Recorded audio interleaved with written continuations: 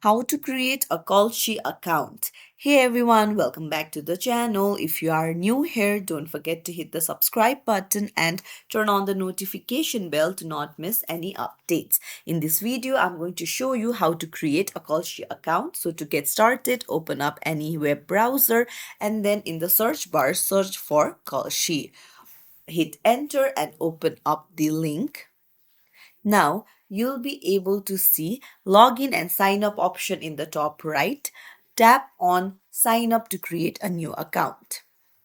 So you can continue with Google, with Apple or email.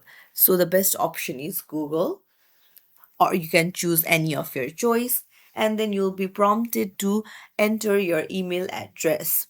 So you need to put in your email address and the password, and once you do that, a verification code will be sent to your email address.